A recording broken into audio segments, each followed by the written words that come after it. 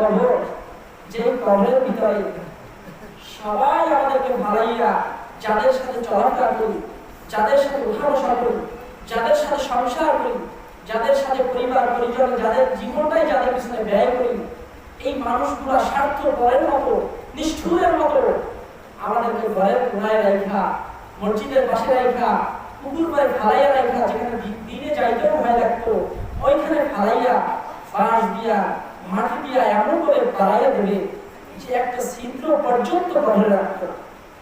এই স্বার্থপর মানুষগুলো কেমন হবে? যাদের সাথে এখন চলাফেরা করি, যাদের জন্য দুনিয়ায় পেশাদ থাকি, এই মানুষগুলো বাইরে রাখা যাবে, একটা কবরের ছিদ্র পর্যন্ত রাখবে না খোঁজ নেওয়ার জন্য। স্বার্থপরের মতো এই মানুষগুলো পাড়াইয়া পাড়াইয়া তোমাকে মাটির ভিতরে রেখে আসবে।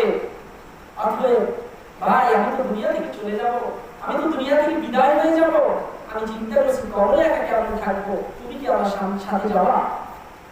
বলেন, একটা মানুষ মারা গেলে সাথে কি কেউ যাবে? ভাই বলেন, বিবি বলেন, ছেলে বলেন, সন্তান বলেন, কেউ কি সাথে যাবে না? বরঞ্চ শুধু কবরে না, কিয়ামতের ময়দানে কবর তো দেখাই হবে না। আমরা দুনিয়ায় তারা কবরে, সবাই মরার পরে কিয়ামতের ময়দানে যখন উঠবে, আল্লাহ ঘোষণা দিয়ে দেয়, ইয়াউমা ইয়াফিরুল মারউ মিন আখিহি ওয়া উম্মিহি ওয়া আবিহি ওয়া সাহিবাতিহি ওয়া বানিহি লিকুল্লি ইমরিইন মিনহুম ইয়াওমাইযিন শাআনুন ইউগনিহি।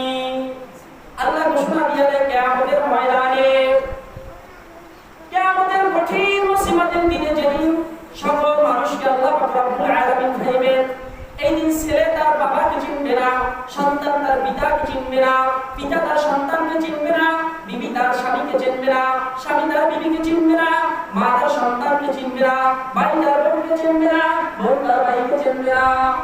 আল্লাহ ঘোষণা দেয়, ইয়াউমা ইয়াফিরুল মারউ মিন আখিহি ওয়া উম্মিহি ওয়া সাহিবাতিহি